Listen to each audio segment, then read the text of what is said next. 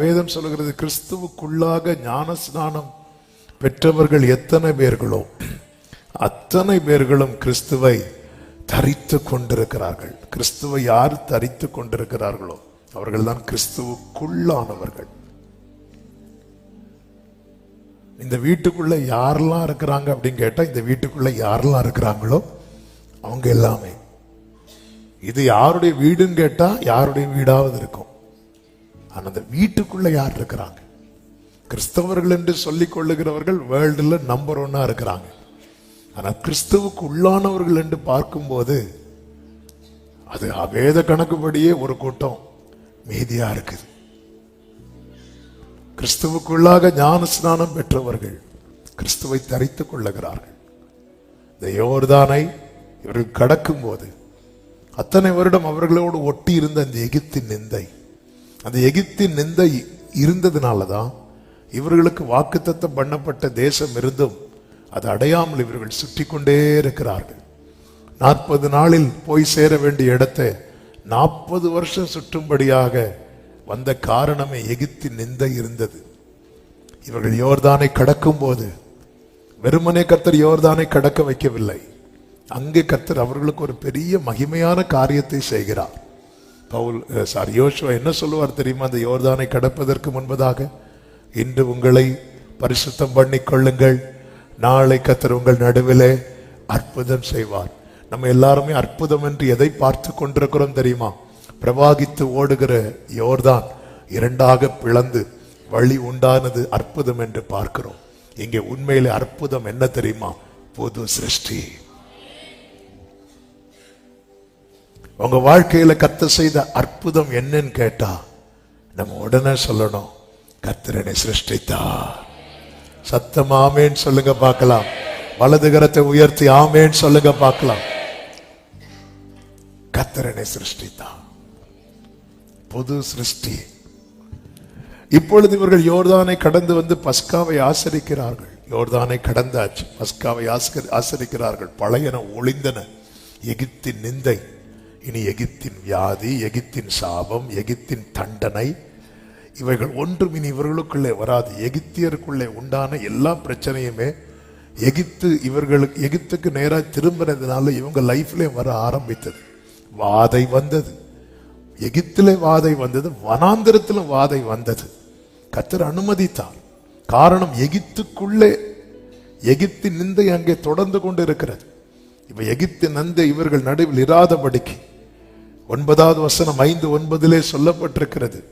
கர்த்தர் யோசுவாவை நோக்கி, இன்று எகிப்தின் நிந்தையை உங்கள் மேல் இராதபடிக்கு புரட்டி போட்டேன் என்று சொல்லப்பட்டிருக்கிறது. இப்படி இவர்கள் யோர்தானை கடந்து பஸ்காவை ஆசரித்து வரும்போதுதான் இவர்கள் வழியிலே உருவின பட்டயத்தோடு கர்த்தர் நிற்கிறார்.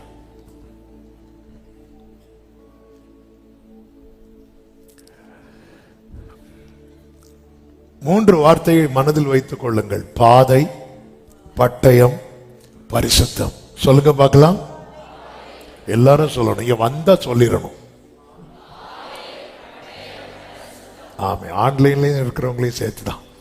நீங்க மாம்சத்தின்படி தூரமா இருந்தாலும் ஆவியின்படி இணைந்து இருக்கிறீர்கள். ஒரு விஷயம் கூட எல்லாரும் சொல்லுங்க. பாதை, பரிசுத்தம். என்ன இந்த மூன்றும்? நீங்க யோர்தானை கடந்துட்டீங்கன்னா இந்த மூணையும் விட்டு நம்முடைய சிந்தை மாறவே கூடாது. ஒன்று பாதை. யோர்தானை கடந்தவர்கள் எந்த பாதையில பயணிக்கிறோம் என்பதில் ரொம்ப கவனமா இருக்கும். கர்த்தர் நியமித்த பாதையிலே நாம் பயணித்தால் அந்த பாதையிலே நம்மை சந்திக்க கர்த்தர் காத்திருப்பார்.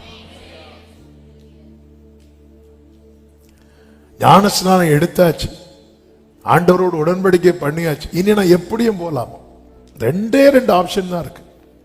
ஒன்று, கர்த்தர் எந்த பாதையில நிற்கிறாரோ அந்த பாதையில பயணிக்கணும். இன்னொன்று, ஐயோ இங்க அவர் எப்படி நிக்கிறாரு? உருவின பட்டயத்தோட நிக்கிறார், இதுலெல்லாம் பயணிக்க முடியாது. ஆமென் அப்படி சொல்லிட்டு ட்ராக் மாறி போகணும். 2 ஆப்ஷன் தான் இருக்கு. அவன் யோர்தான கடந்து நிந்தைய புறப்பட்டவனுக்கு முன்பதாக அடுத்த ஒரு பெரிய காரியம் இருக்கிறது.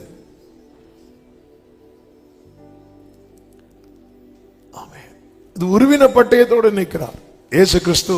இந்த பட்டயம் என்பது எதற்கு அடையாளமாய் சொல்லப்பட்டிருக்கிறது?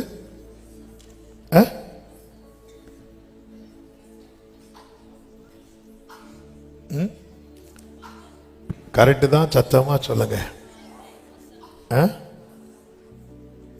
கரெக்ட் தான், சத்தமா சொல்லுங்க. வார்த்தை, வசனம். இயேசு கிறிஸ்து தம்மிடத்தில் வந்தவர்களோடு கர்த்தர் வார்த்தைகளை கொடுக்கும் போது யோவான் 6வது அதிகாரம் 60வது வசனத்திலே அதை கேட்ட சீஷர்கள் என்ன சொல்லுகிறார்கள் என்றால், இது கடினமான உபதேசம், யார் இதை கேட்பார்கள் என்றார்கள். 66வது வசனத்தில் அது முதல் அவருடைய சீஷரில் அநேகர் அவருடனே கூட நடவாமல், இந்த பின்வாங்கிறது என்றாலே இந்த 6 ஞாபகத்தில் வச்சிருக்க.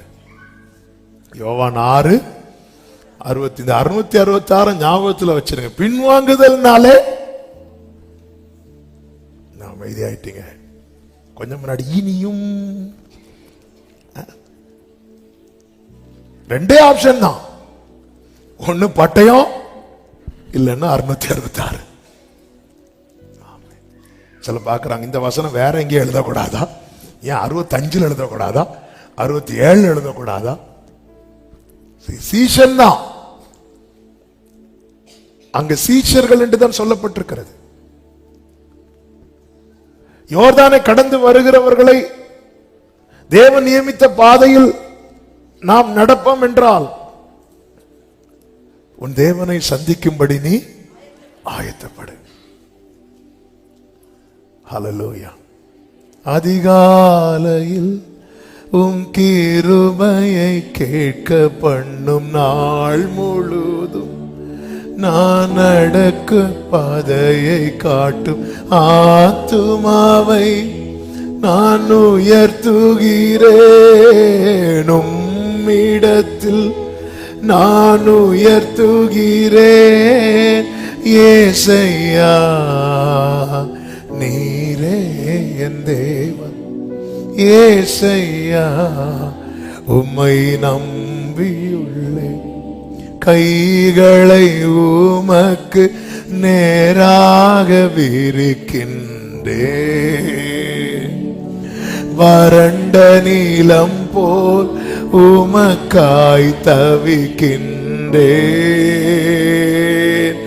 உம்முகம் காணாமல் சோர்ந்து போனேன். உம் குரல் கேளாமல் துவண்டு சோர்ந்து போறோமா, துவண்டு போறோமா? அந்த பாதையில பயணிக்கிறவர்களுக்கு ஆண்டவரே நான் எப்பொழுதும் உம்முடைய சந்நிதியில் வந்து நிற்பேன். மான்கள் நீரோடைய வாஞ்சித்து கதறுவது போல என் ஆத்துமா மேல் தாகமா இருக்கு, நான் எப்பொழுதும் உம்முடைய சந்நிதியில் வந்து நிற்பேன். நான் தான் ரட்சிக்கப்பட்டாச்சு, நான் தான் ஞானஸ்நானம் எடுத்தாச்சு, இனி எங்க சுத்தினாலும் போயிடலாம். அப்படியெல்லாம் சுத்தியெல்லாம் போக முடியாது. ஜீவ மார்க்கத்தை எனக்கு தெரியப்படுத்துவீர். உம்முடைய சமூகத்தில் பரிபூரண ஆனந்தம், உம்முடைய வலது பாரிசத்தில். அப்ப அந்த பரிபூரண ஆனந்தத்தையும் நித்திய பேரின்பத்தையும் நாம் அடையணும்னா அதுக்குதான் தேவன் எதை தெரியப்படுத்துகிறார்? ஜீவ மார்க்கம்.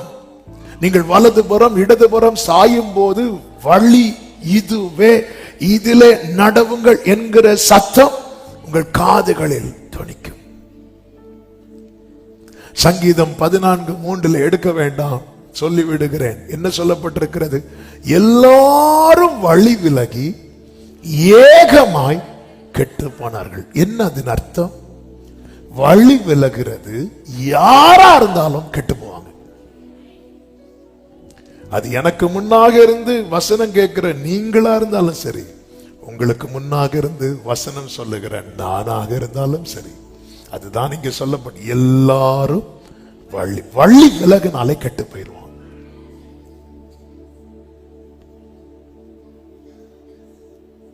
ட்ராக் ட்ராக் மாறினாலே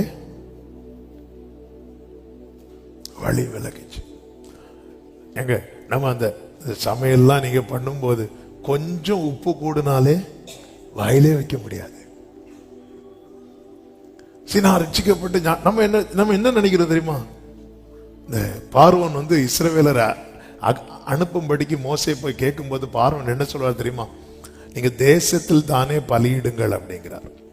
அடுத்து சொல்லுவார், ரொம்ப தூரம் போகாதீங்க. அதுன்னு அர்த்தம் என்னன்னா, கொஞ்சம் வெளியே போயிட்டு பலி செலுத்தின அடுத்து திரும்ப வந்துருங்க. அதாவது ஞாயிற்றுக்கிழமை மட்டும் சர்ச்சுக்கு ஆராதனை டைம் மட்டும் போயிட்டு வந்துரு. மற்றபடியெல்லாம் நீ எங்க தான் இருக்கணும்? எகிப்துல தான் இருக்கணும். எகிப்துல இருந்து பலி செலுத்துறது பார்வோன் தடையில்லை. பார்வோனே வேணா விழாவை தலைமை தாங்க வந்திருப்பான். நீங்க தேசத்தில் தானே பலியிடலாமே அப்படிங்கிறான். இங்கேயே அங்க பலி செலுத்தினா சிங்காசனத்துல யார் இருப்பா? பார்வோன் இருப்பான். இல்ல, பரிசுத்த அலங்காரத்துடனே கர்த்தரை மோசே அதுல வைராக்கியமா இருக்கிறார். வெளியே வந்துதான். அப்புறம் பார்வோன் என்ன சொல்லுவான்னா, சரி நீங்க புருஷர்கள் போங்க, ஸ்திரீகள் பிள்ளைங்க எல்லாம் இங்க இருக்கட்டும், பரவாயில்ல, என்னையாவது விட்டாங்களே அப்படி சொல்லிட்டு போகல மோசே. நானும் என் வீட்டாரும். அதுதான் யோசுவா ஃபாலோ பண்றார். அங்க நாங்க மட்டும் போயிட்டு பிள்ளைங்கனோ. அடுத்து என்ன சொல்றாருன்னா, சரி நீங்க பிள்ளைங்க எல்லாம் போங்க, உங்க ஆடு மாடெல்லாம் இங்க, அதாவது அங்க ஆராதனைக்கு போயிருங்க, இங்க வரி கொடுத்துருங்க. உங்க ஆடு மாடெல்லாம் நிக்கட்டும். ஆடு மாடா ஒன்னே விட மாட்டோம். ஆமே.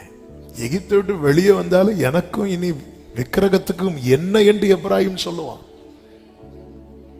இந்த வழி விலகிட்டோம்னா அது யாரா இருந்தாலும் கெட்டு போயிடுவான். ஆண்டவருக்கு ரொம்ப பிரியமான சாலமோனே கெட்டு போயினானே.